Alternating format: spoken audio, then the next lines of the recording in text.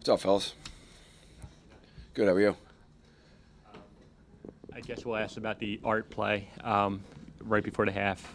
Hindsight being 2020. I mean, first off, what was your thought process on, before that play, and then hindsight being 2020, do you wish you had it back? Well, yeah, I mean, I think, as Tom Coughlin used to say, the bad play calls are the ones that don't work. So there's about 70 of them the other day, and that's one of them. And we had moved the ball in the 2-minute mode, kind of the drive before.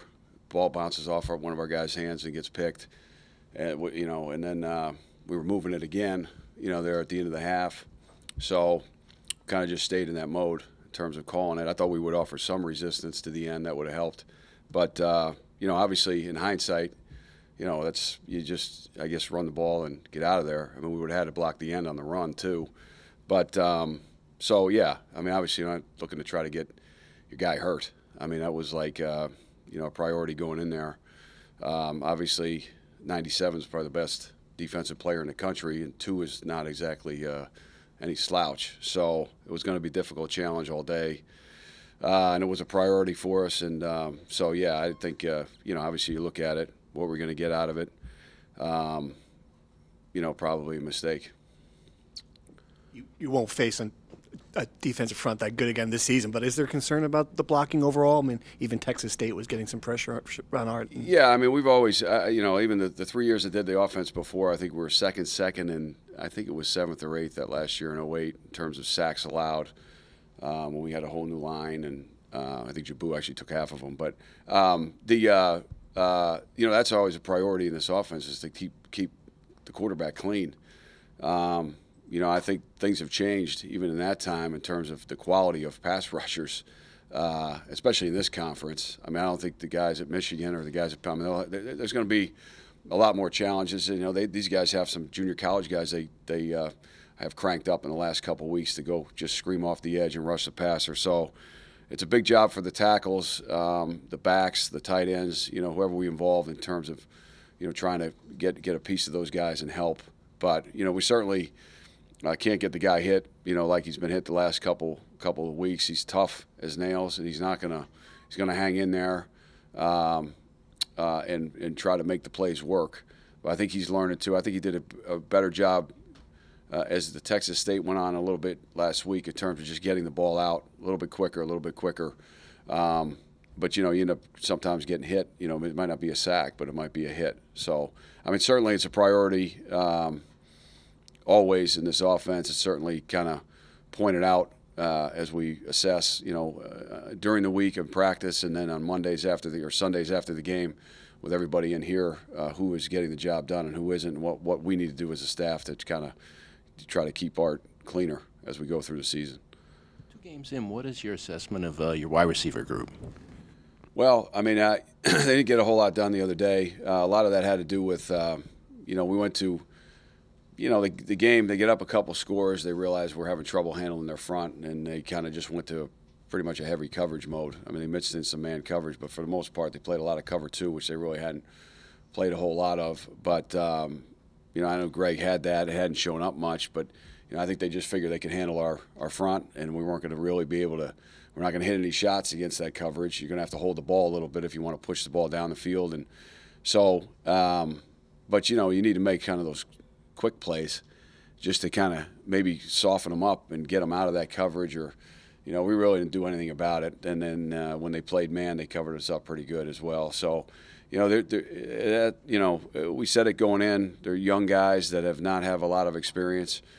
It's certainly, I don't think, for lack of effort. It's certainly not for, Lester's as good a wide receiver coach as I've ever been around in terms of these guys have made giant strides from when I got here till now, but we got a ways to go. I mean, until we, make some plays in games to have some confidence and feel like we can do it, when the lights are on, then, everybody's going to keep questioning it. So, but we have to keep giving them opportunities. I mean, this day and age, it's what the football is. Receivers and tight ends have to make plays down the field. I mean, I thought that interception should have been caught. I mean, real football, that's at the 20-yard gain, and you're up there with a chance to score, and which would at that point was like monumental. I mean, in that game. So, the guys have to make the best of their opportunities, and we'll keep trying to, to try to spring them loose as best we can. I guess going back to the blocking, a lot of times you're asking Cole and other guys to block both a one-on-one, and I understand their line is so deep. In your scheme, I mean, do you try to roll help to guys like that, or is it just the point where they have so many guys you can't really help everybody?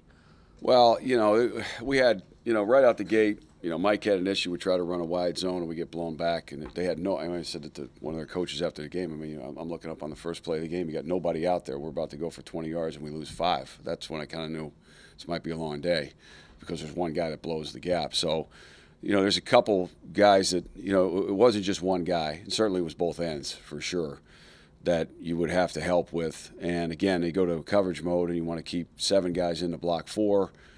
Then you're holding the ball again. And, so, we try to mix it up. Certainly everybody, the scheme, we're maxing it up on them. Really, that should end up being 3-on-2 back there, but that's not how it worked out. And then I just got away from that scheme because I figured I didn't do a good enough job of coaching it. And, we used to do that in the past before you loaded up back there and you just cut the field in half and here's the route. Raheem is breaking outside the defense and we got to throw it and get hit. But we didn't bounce back and really execute it the way we wanted it to be executed. So I just moved on from that and obviously didn't do a good enough job of getting it taught. I think there was a couple times that, Jerome did a good job of chipping at times. Once on 97, once on 11, I think was in there. I think once on 2. So, you got to, at some point you have to play ball because, if you want to, we didn't go empty. We didn't do some of the things we normally would do in a game like that. We kept guys, at least for presence, and we try to bunch it up. But, if you try to double chip on every play, first of all, the hard thing is for tackles sometimes to assure you that you're getting a chip because if the guy's another protection responsibility, then you don't know for sure you're getting it. So now if you short set the guy and the guy has to block a blitzer, then he doesn't get a so there's a lot that goes into it. And I think, it's, as we expand kind of or get more used to playing in this system, maybe we can make it a little bit easier for the guys to quickly read and get out and chip. But, I don't know that we're there yet. How much do you need to see him do on the field this week and not just get mental reps where you'd be comfortable for him starting? I think he needs, I really trust the guy. I think he's a smart guy, but I don't think anytime you don't practice, I think you worry about anybody. I do. I think general rule of thumb, if a guy doesn't practice, and I don't know what, I don't know what it'll be. I really don't, right now for Tuesday, reps-wise and everything. I think we're good to go, but I don't know. Coach knows better than that. I think he talked about it in here. But I think you certainly wouldn't want to go the whole week and he didn't play and you just say, okay, here you go, because they are a little bit unique in their scheme. They present some different challenges than we've had in the first couple weeks. So like every week it seems like he's seen a new scheme, and this is one as well. So Art's one of the guys I think needs to physically do it. Not that that's I think he can draw it and tell you exactly what it is, but I think he needs to go out and do it. And so, we just have to be smart about if there's some limitations as we go through the week, what did he actually run in practice or what has he been grooved enough on through camp and so forth that he could do and kind of paring the game plan down as we go through the week. This is Art's first adversity, first injury, first loss. I mean, when you encountered him on Sunday or Monday, did he say anything to you that made you say, "Okay, the kid's going to be okay," or was it?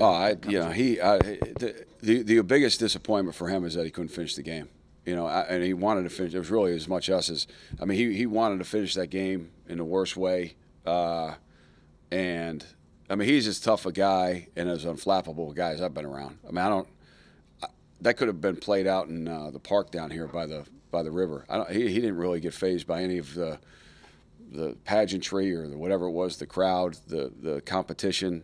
I didn't see any flinch at all, and it wasn't going well. And it was just like another, the guy is focused and tough, and so that was sort of his biggest, obviously the performance in the game. But his biggest disappointment was he didn't finish the game, and he didn't get a chance to kind of do anything about the first half. And I think going forward, I think the guy's just able to turn the page quickly. Maybe that's good. As young as he is, he just, here we go, Kansas. That seems to be more of his attitude. What do you see from Kansas? I know they've averaged like 16.5 points allowed. I think they forced a lot of turnovers the first 2 weeks of the season. Yeah, well, they're really living off the turnovers, and usually that's what you say they happen in bunches. They got 4 picks in the second half last week against Central Michigan in a game that was kind of back and forth before then. Obviously, as in any game, you can't give them any opportunities. I think we have to be sound in what we're doing. They play extremely hard. They're kind of feeling pretty good about it. I give them a lot of credit because a lot of people were on them, and the AD comes out during the week, and that usually you don't know how that's going to affect your team, but clearly they rallied around their head coach and their coaches and their players and their program, all that, and put up a great performance up at Central. So they are a little bit unusual in terms of what they do defensively, which causes you some schematic advantages for them. Causes you to kind of have to make sure you ID everybody correctly and get everybody on the right page. And they play hard. I mean, they play incredibly hard. I mean, Billy Miller is there working with the defense. He's been around forever. I think we went against them back at Arizona State in the Insight Bowl. But he's been a guy that's been running defenses for a long time. So they have a good scheme, and they're unique about what they do, and you have to get everybody on the same page at every play, because every play could be a blitz, every play could be a drop 8, it could be a cut. They all kind of look the same. So you have to make some quick decisions as you go through for a quarterback, as you go through reading the plays out. We spent so much time focusing on the quarterbacks, but what about the run game? Are you pleased with the overall results? Disappointed? And not just the running backs, but like blocking up front too. Well, I was disappointed the way we started the game. I thought it was awful, and we turned some guys loose in the run game when there's really no excuse for it, other than we didn't coach it well enough and they didn't perform it well enough, or however you want to say it. But as we got kind of settled in the second half, and at some point they put some guys in and all, they're still pretty good. But guys were able to run the ball, and we were able to give them some cracks. But I just thought the way we started the game, we didn't give ourselves a chance in the run game. And then all of a sudden you're sitting there looking, going, well, what are we doing? How we can't. And so that aspect was disappointing. I was glad to see that we kind of were able to work some issues out after the first quarter or so and get some runs going. And then all of a sudden you're kind of weighing the score there, like what mode do we want to be in? But I think I like where we're going. I think Greg, we try to do some different things in the run game, especially early, to present some different looks for them and get them moving around, which we were able to do. We just didn't execute the run. So either I asked too much, or we didn't get it taught, or we didn't just get it, or we were, whatever it was. That disappointed me. I thought the whole first quarter we were out of whack in the run game, and then we finally got it back on track. But by then you're staring at a big deficit. So. I saw the quote. He said that it was a pro-style offense, and it was complimentary after the game. But did he give you any words of advice and say that keep at it, or like it's pretty good? No, he actually, yeah, he obviously we've known each other since I was in college, so we've known each other a long time, and did say, more or less, hey, this is night and day. You got to keep doing what you've been doing. It's going to give you a chance to. It gave us a ton of problems. And you watch how many guys were moving on every snap, and they don't like to be doing that, and, they can't really dig in. It helped, supposedly give us a chance, but we didn't. I was just disappointed what I told him. I said I just was disappointed. We looked like we didn't practice in the first quarter or first half. I mean, I was like, it's just some of the stuff was maddening. And but, at least going forward, it was educational for me. I think to know, okay, can handle this much, I guess. Expect, I don't know. It was I didn't expect that. I expected we'd come out and get on them quick, not get on them. I thought we would at least cover our guys up, give Raheem a chance. I thought John ran really well. I mean, John was one guy that I don't think John would care if we were playing the Green Bay Packers. I mean, he just lines up and plays football. He's a tough kid. He's been experienced. He's around. I mean, he showed up, obviously, in that game as a tough guy that runs the ball. But, yeah, I think he was really complimentary about that. And, when you're sitting there looking at whatever, 3 points and 10 yards or whatever we got, it didn't exactly sound great. But, you watch on tape some things that we kind of created advantage-wise, you could see where we had a chance. We just didn't do anything about it. So. Thanks, Coach. Okay. Thanks, guys. Thanks.